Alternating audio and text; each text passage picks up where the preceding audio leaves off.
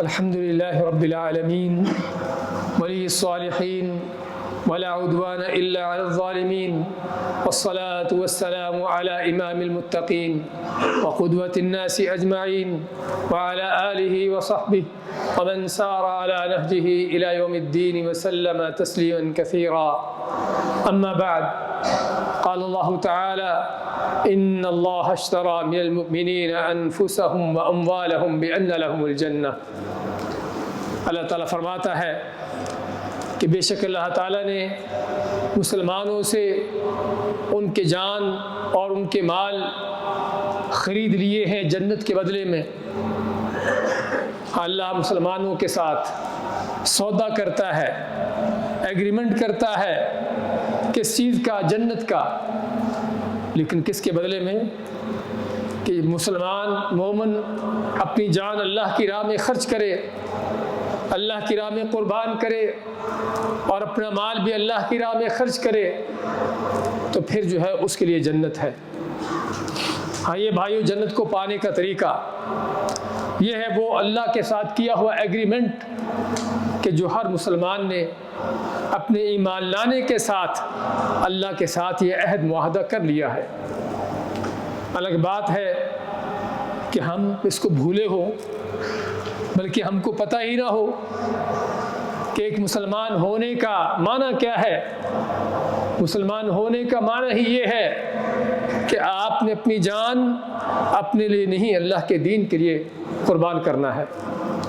آپ کا مال جو کماتے ہو آپ کا نہیں، بلکہ اس کو اللہ کی راہ میں خرچ کرنا ہے. ہاں تب جنت ملے گی. اس کے بغیر ظاہری بات ہے ایک ایگریمنٹ ہے، ایک معاہدہ ہے، جب تک پورا نہیں ہوگا تو اس وقت تک جنت بھی نہیں ملے گی. ہم تو کسی چھوٹی سی کوئی سپر مارکیٹ میں جاتے ہیں، کوئی معمولی سی چیز لیتے ہیں، کوئی 10 روپے کی بھی کیوں نہ ہو، اس کی بھی قیمت دیے بغیر باہر نہیں نکلتے. ایسے ہے نا، قیمت دینا پڑتی ہے چیز کی، تب چیز ملتی ہے. تو جنت تو بھائی بہت قیمتی ہے. الا ان سلعۃ اللہ غالیہ. اللہ کے نبی صلی اللہ علیہ وسلم کیا فرماتے ہیں کہ سنو، اللہ کا سودا بڑا قیمتی سودا ہے. وہ سودا کیا ہے؟ وہ جنت کا سودا ہے. جنت کتنی قیمتی ہے؟ نبی کریم صلی اللہ علیہ وسلم فرماتے ہیں: لموضع صوت احدکم فی الجنہ خیر من الدنیا وما علیہا. کہ صرف جنت میں چھڑی رکھنے کی جگہ، صرف سٹک رکھنے کی جگہ جو ہے 1 میٹر سے کچھ چھوٹی، 1-2-3 سینٹی، بس اتنی سی جگہ جنت کی، دنیا کے اندر جو کچھ ہے، جو مال ہے، خزانے ہیں، دولتیں ہیں، کچھ بھی ہے، یہ صرف جنت کی اتنی سی جگہ دنیا سے زیادہ قیمتی ہے. اسی سے آپ اندازہ لگا لیجئے کہ جس جنت کا اللہ کے ساتھ سودا کیا ہوا ہے، جنت کتنی قیمتی ہے. اور پھر جان اللہ کی راہ میں قربان کرنا تو دور کی بات، کبھی سوچا بھی نہ ہو. اللہ کی راہ میں خرچ کرنا مال کو، کبھی اس کی توفیق ہی نہ ہو، تو پھر خود اپنے بارے میں فیصلہ کرنے کی ضرورت ہے کہ وہ جنت کیسے ملے گی. بات میری نہیں ہے. نبی کریم صلی اللہ علیہ وسلم فرماتے ہیں کہ من مات ولم يغزو ولم يحدث نفسه بغزو.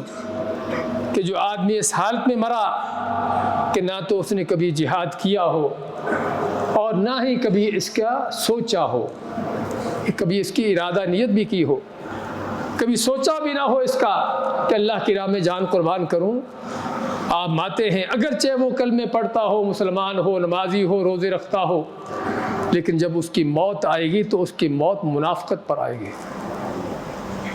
اس کی موت منافقت پر اس کی موت آئے گی. اتنی سخت وارننگ ہے. اور اس سے پہلے اللہ قرآن کریم میں وارننگ دیتا ہے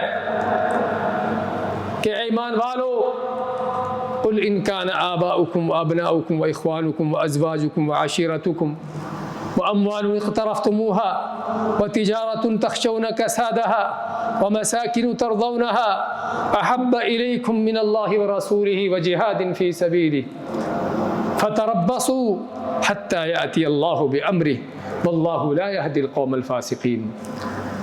کہ نبی کہہ دیجئے کہ اگر تم کو تمہارے ماں باپ، تمہاری اولادیں، تمہارے بہن بھائی، تمہاری بیویاں، تمہارے رشتہ دار، تمہارے کاروبار بزنس، تمہارے مال، تمہارے گھر، اگر یہ تم کو اللہ سے، اس کے رسول سے اور اللہ کی راہ میں جہاد سے زیادہ تم کو یہ پسند ہے، یعنی وہ محبت اللہ سے نہیں جو اولاد سے ہے، وہ محبت رسول اللہ سے نہیں ہے جو ماں باپ سے ہے، وہ محبت اللہ کی راہ میں جان قربان کرنے سے نہیں ہے کہ جو گھروں سے ہے، مال و دولت سے ہے۔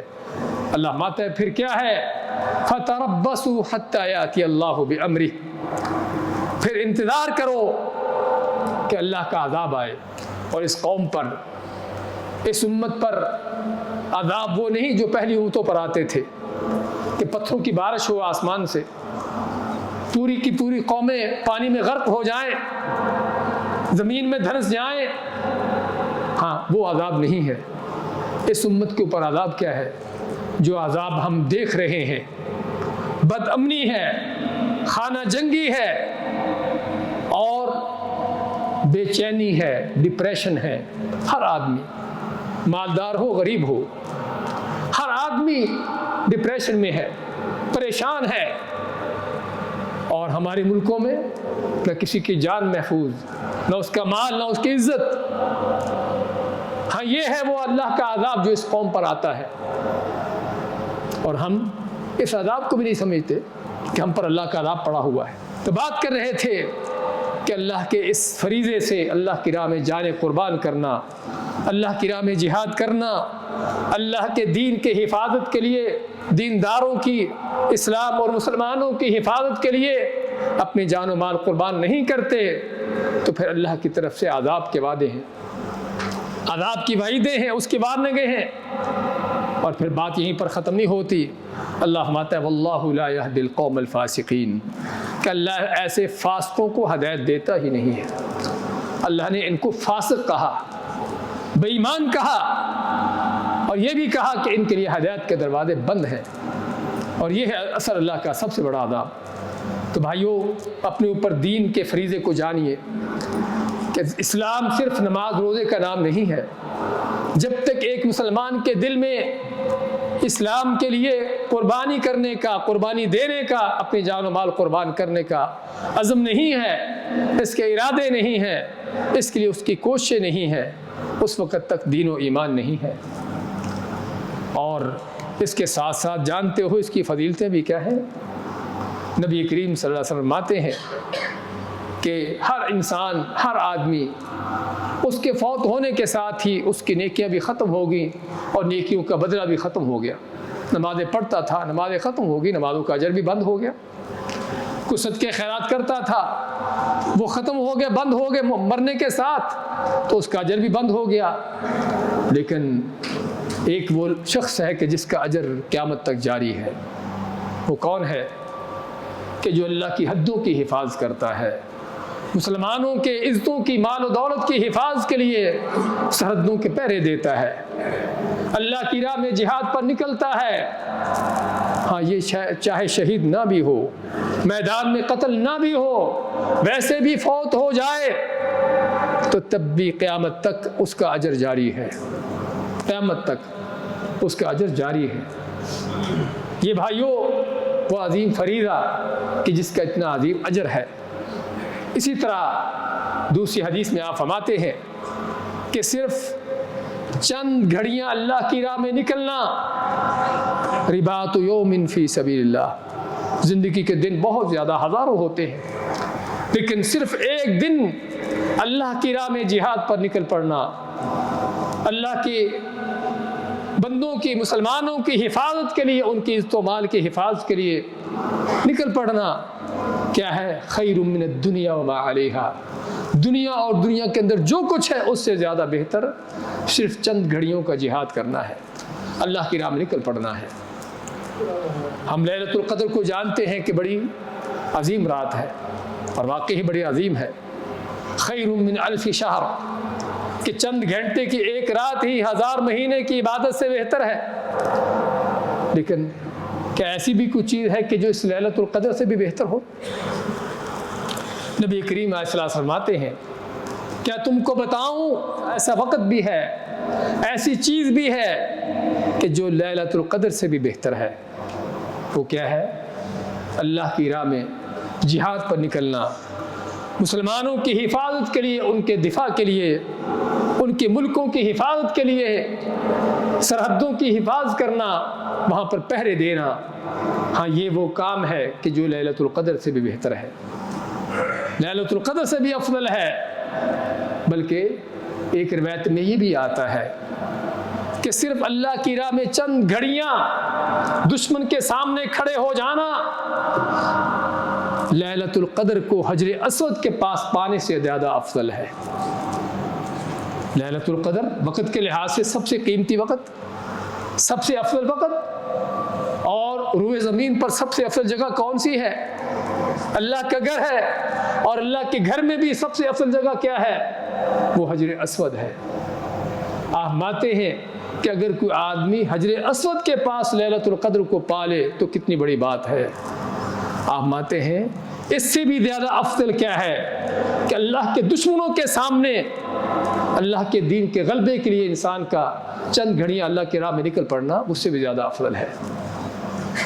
اور آپ فرماتے ہیں عینانی لا تمسہم النار، کہ دو آنکھیں وہ ہیں کہ جن کو آگ نہیں چھوئے گی۔ وہ کون سی آنکھیں ہیں؟ ایک وہ آنکھ کہ جو تنہائیوں میں اللہ کے لیے خالص ہو کر رو پڑی، جس سے اللہ کے ڈر سے آنسو نکل آئے، ایک یہ آنکھ اس کو آگ نہیں چھوئے گی۔ اور دوسری آنکھ کون سی ہے؟ عین باتت تحرس فی سبیل اللہ، کہ وہ آنکھ کہ جو رات اللہ کے راستے میں، راہ جہاد میں اور اللہ کے دین کی خاطر مسلمان ملکوں کی سرحدوں کی حفاظت کرتے ہوئے جاگتی ہے، ان آنکھوں کو آگ نہیں چھوتی۔ ہاں یہ بھائیوں صرف چند وہ ایک معمولی سی جھلک پیش کی ہے آپ کو اس عظیم دین کے فریضے کی، کہ جس کو ہم نہ کہ صرف چھوڑے ہوئے ہیں بلکہ بھولے ہوئے ہیں، بلکہ شاید نام لینا بھی مشکل لگتا ہو۔ آج دشمن کا دور دورہ ہے، کافروں کا دور دورہ ہے، اس طرح کی بات کرنا بھی مشکل لگتی ہے، لیکن اللہ کا دین ہے۔ قرآن تقریباً چوتھا حصہ اس چیز پر، اس فریضے کی ترغیب دیتا ہے۔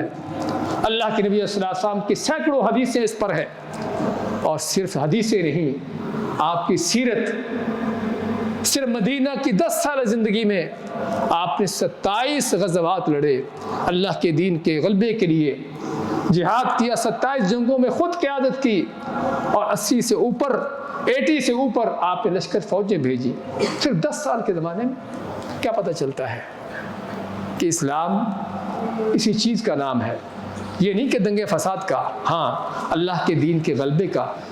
هو الذي ارسل رسوله بالهدى ودين الحق ليظهره على الدين كله، آپ صلی اللہ علیہ وسلم آئے ہی اسی لیے ہیں کہ تاکہ دنیا سے کفر کے نظام، کفر کے سسٹم اور یہ باطن نظاموں کو ختم کر کے اللہ کا دین کھڑا کیا جائے۔ اور یہی جو فریضہ آپ صلی اللہ علیہ وسلم کا تھا، جو ذمہ داری آپ کی تھی، یہی ذمہ داری ہر مسلمان کی ہے، کیونکہ جو رستہ آپ کا جنت کو جانے کا ہے وہی ہر مسلمان کا رستہ ہوگا تو جنت میں جائے گا، ورنہ جنت نہیں ملے گی۔ تو بھائیو اس فریضے کی اہمیت کو جانیے، اور ساتھ ساتھ اس راہ میں، اللہ کی راہ میں جو شہادتیں پاتے ہیں، اس رستے پر چلتے ہوئے اسلام اور مسلمانوں کی خاطر اپنی جانیں قربان کرتے ہیں، ان کے عظیم حق کو بھی جانیں، ان کے لیے ہمارے دل میں خیر کے جذبات ہوں، ہماری زبانوں پر ان کے لیے دعائیں ہوں، اور ان کے لیے خیر خواہی ہو، یہ بھی ہمارا فرض بنتا ہے۔ اللہ سے دعا ہے کہ اللہ ہمیں تمام فرائض کو ادا کرنے کی، اور سب سے بڑھ کر اس فریضے کو ادا کرنے کے حوالے سے ہمیں اس کی توفیق عطا فرمائے۔